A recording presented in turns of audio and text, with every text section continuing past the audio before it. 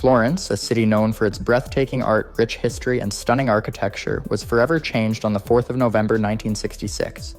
The Arno River, which had peacefully flowed through the city for centuries, suddenly became a force of destruction, swallowing streets, homes, and even priceless works of art. It was a disaster of unimaginable proportions, one that caught nearly everyone off guard. The flooding didn't happen all at once. In the days leading up to the disaster, heavy rainfall had been pounding the region. The soil, already saturated from weeks of continuous rain, could no longer absorb the water. The river levels began to rise steadily, but at first there was little alarm. Florence, like many historic cities, had experienced minor floods before, but what was about to happen was unlike anything the city had seen in centuries. Upstream from Florence, two major dams, Lavane and La Penna, were struggling to contain the massive amounts of water flowing into them. On the 3rd of November, both dams were forced to release water at an unprecedented rate, sending a surge of floodwater rushing toward the city. By the afternoon, the civil engineering department had already issued warnings about an exceptional quantity of water moving downstream, but by then it was too late for meaningful action. The first areas to experience flooding were the low-lying neighborhoods near the riverbanks. Cellars and basements in districts like Santa Croce and San Frediano were the first to take on water. For many residents, this still didn't seem like an emergency. After all, water seeping into basements wasn't uncommon in older parts of the city. But by the time night fell, it became clear that this was no ordinary flood. Emergency calls flooded into the local police stations, with frantic villagers upstream reporting rising water levels at an alarming rate. The problem wasn't just the amount of water, but the speed at which it was moving. It wasn't a slow, creeping flood. It was a rushing, violent surge carrying debris, tree branches, and even parts of destroyed structures along with it. By the early hours of November 4th, engineers at the Valdarno Dam made a desperate decision. Fearing that the dam itself might collapse under the pressure, they released a massive wave of water downstream. What followed was catastrophic. The powerful current reached the outskirts of Florence in the early morning, traveling at speeds of nearly 60 kilometers per hour. Residents who had gone to bed unaware of the looming disaster woke up to find water already rising around their homes. By the time the sun came up, the city was in chaos. The Arno had overflowed, turning Florence into a massive lake. Streets became rivers, cars, market stalls, and even entire sections of buildings were swept away. The water moved with such force that even some of Florence's stone bridges were at risk of being damaged. Landmarks, centuries-old churches, and museums that had stood for generations were now drowning beneath the raging flood. As the water levels continued to rise, the city's infrastructure began to collapse. By 7:26 in the morning, gas, electricity, and water supplies were cut off to large portions of Florence. By 8 o'clock, even military barracks had been overtaken by the flood. Hospitals, already struggling to function, lost power as their emergency generators failed. Landslides blocked roads leading in and out of the city, making rescue efforts nearly impossible. Florence was now completely divided in two. Those on one side of the Arno could not reach the other, and with phone lines down, communication was limited. People were trapped on rooftops, waving desperately for help as the streets below turned into raging torrents. And for many, there was nowhere to go. But the worst was still to come. The rising floodwaters weren't just carrying debris, they were also spreading something far more dangerous: oil. The powerful current ruptured underground heating oil tanks, mixing thick black oil with the muddy water. This made the flood even more destructive, coating everything it touched in a toxic sludge that would take years to fully clean. By mid-morning, Florence was unrecognizable. The iconic Piazza del Duomo was underwater. Shops and businesses had been completely submerged.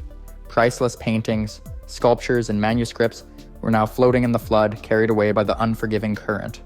The people of Florence were left with only one choice: survive. Many waded through waist-deep, ice-cold water to help their neighbors. Others formed makeshift rescue teams, using whatever boats or floating objects they could find to save those trapped in their homes. But with the water still rising, many feared it would only get worse. As the floodwaters continued their assault, the full scale of the disaster became painfully clear. Florence was in crisis, and it would take the courage of its citizens and the help of the world to pull it back from the brink. As the sun rose over Florence on the 4th of November, 1966, The city was already in a state of catastrophe. Entire streets had disappeared beneath the raging floodwaters, homes were destroyed, and thousands of people were trapped with nowhere to go. But as the morning wore on, the true scale of the disaster became even more horrifying. For those who had survived the initial surge of water, the nightmare was far from over. The force of the flood had created a dangerous current, sweeping away anything in its path. Debris, broken furniture, and even entire sections of buildings were being carried through the streets, turning the city into an unpredictable and hazardous landscape. Those who tried to escape by wading through the water found themselves struggling against a relentless current, often only able to reach safety by clinging to floating objects or climbing onto rooftops. Rescue efforts were nearly impossible in the early hours of the disaster. Emergency services were overwhelmed, with roads blocked by landslides and floodwaters too strong to navigate. Even the fire department, trained for extreme situations, found itself unable to respond effectively. The historic streets of Florence, which had once been filled with tourists and locals enjoying the beauty of the city, were now an unrecognizable, debris-filled wasteland. The water itself presented an even greater threat. It wasn't just a flood of rainwater, it was a toxic mix of mud, sewage, and oil.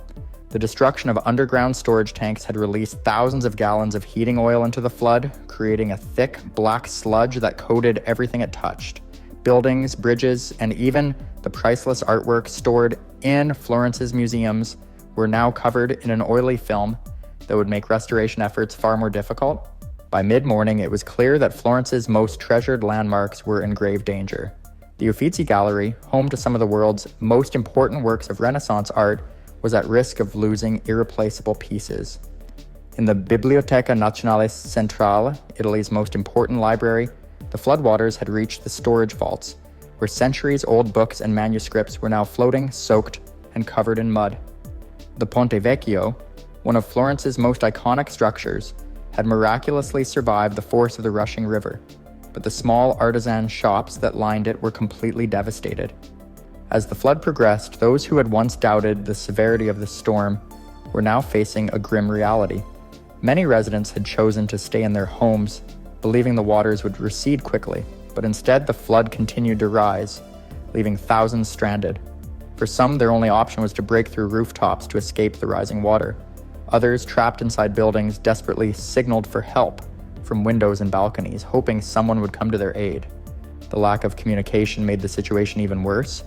With phone lines down and power outages across the city, it was nearly impossible for residents to call for help. Many had no way of knowing what was happening beyond their immediate surroundings. Was the flood still rising? Had help arrived? Was there anywhere safe to go? These were questions no one could answer. Despite the overwhelming destruction, acts of bravery and solidarity began to emerge. Strangers helped each other escape flooded buildings, carrying those who could not swim or navigate the treacherous waters. Shop owners, despite their own losses, worked together to salvage what they could, passing valuables to higher ground in a desperate attempt to save their livelihoods. Those who had boats or makeshift rafts worked tirelessly to transport people to safety, even as the current threatened to pull them under. As the day went on, government officials scrambled to respond, but with roads blocked and infrastructure crippled, there was little they could do immediately. The military was called in to assist, but even their resources were stretched thin. It was becoming clear that Florence would need more than just local efforts to recover from this catastrophe. It would require international assistance, expertise, and a level of restoration work that had never been attempted before. By the evening of the 4th of November, Florence was a city in crisis. Thousands of families were homeless, their possessions lost to the flood. Businesses that had stood for generations were reduced to ruins, but perhaps most devastating of all was the loss of the city's cultural heritage. Museums, libraries, and churches, places that had preserved Florence's history for centuries, were now left in ruins, their priceless treasures buried under layers of mud and oil. Yet even in the face of such overwhelming destruction, the people of Florence refused to give up. The flood had tested the city in ways it had never been tested before, but the response in the days to come would show the world that Florence's spirit was far stronger than the forces of nature that had tried to bring it down. As the floodwaters in Florence slowly began to recede on the 5th of November, 1966, the true devastation became painfully clear. Streets were unrecognizable, buried under thick layers of mud and debris. Cars were overturned, buildings were gutted, and in many places, the air was thick with the smell of oil and sewage.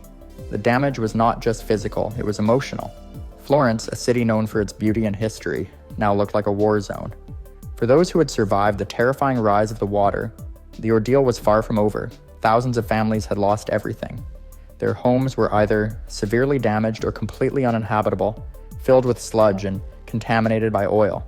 Many people had no choice but to seek shelter in temporary relief centers, churches, or the homes of those lucky enough to remain dry. Basic necessities like food, clean water, and medical supplies were scarce, and with transportation routes still blocked, getting aid into the city was a massive challenge. One of the most heartbreaking losses was to Florence's cultural heritage.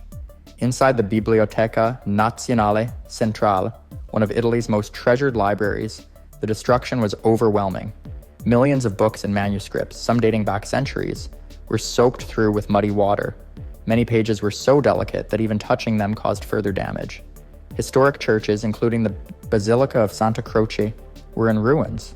Frescoes, paintings, and sculptures that had survived for generations were now covered in grime, some completely dislodged from their original places. The loss was immeasurable, and the question on everyone's mind was, could Florence ever recover? In the midst of despair, however, something remarkable began to happen.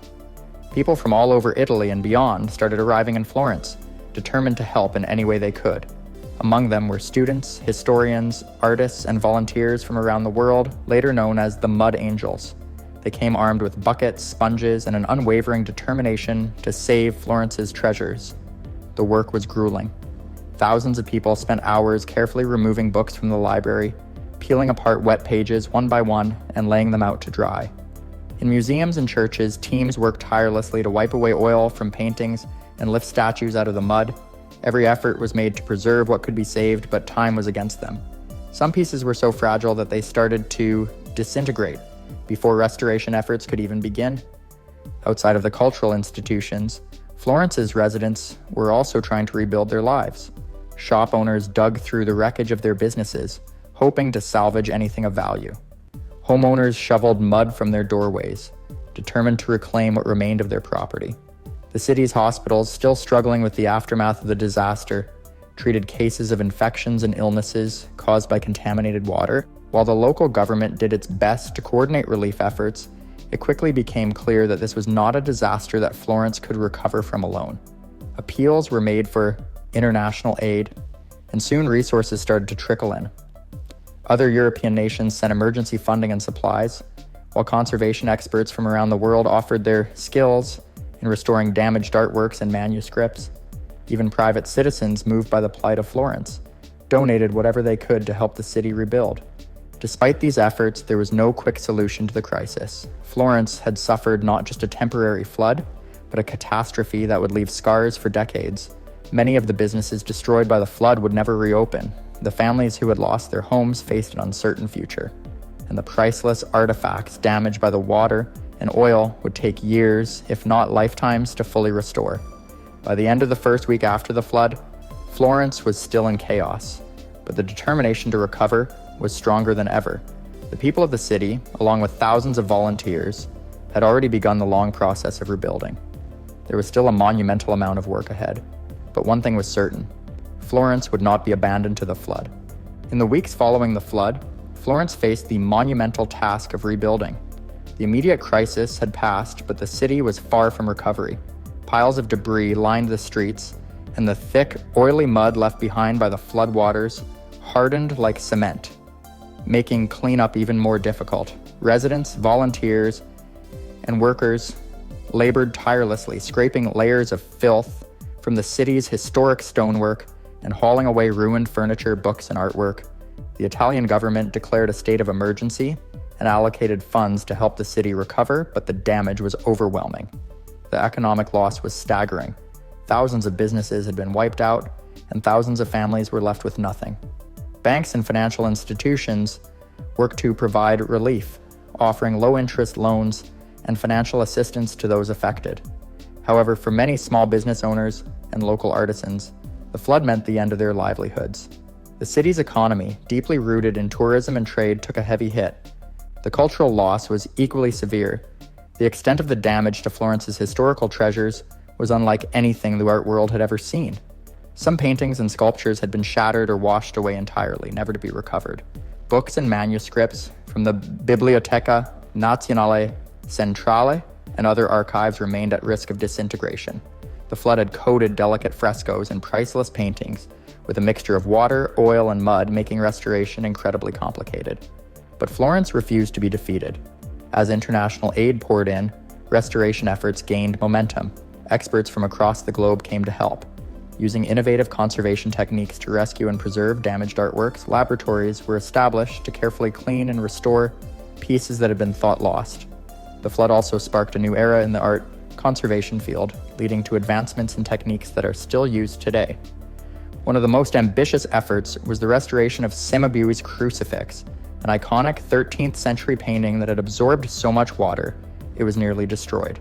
Specialists spent years painstakingly reconstructing what they could, and while the damage was irreversible, their work ensured the piece would not be lost entirely. The same dedication was applied to countless other works of art, manuscripts, and historical artifacts. As the months passed, Florence began to rebuild, but the scars of the disaster remained. Many families who had lost their homes struggled to return to normal life. The once bustling markets and businesses slowly reopened, but not all of them survived. The city's infrastructure, including roads, bridges, and public services, required extensive repairs. Some of the most flood-damaged areas took years to fully recover. The Arno River, which had brought such devastation, became a symbol of both destruction and resilience. In the years after the flood, Florence invested heavily in flood prevention measures. Dams and reservoirs upstream were reinforced, and new drainage systems were put in place to better manage rising water levels. The disaster had exposed the city's vulnerabilities, and officials were determined to ensure that such a catastrophe would never happen again. Today, the memory of the 1966 flood lives on in Florence. Markers throughout the city indicate how high the floodwaters rose, a sobering reminder of the disaster that once submerged the streets. Survivors still share their stories, and the Mud Angels are remembered for their extraordinary efforts. The flood left an indelible mark on Florence, changing the city forever. But in the end, Florence endured. Through the determination of its people, the generosity of volunteers, and the support of the world, the city rose from the depths of destruction. Though much was lost, much was also saved, and the spirit of Florence remains as strong as ever.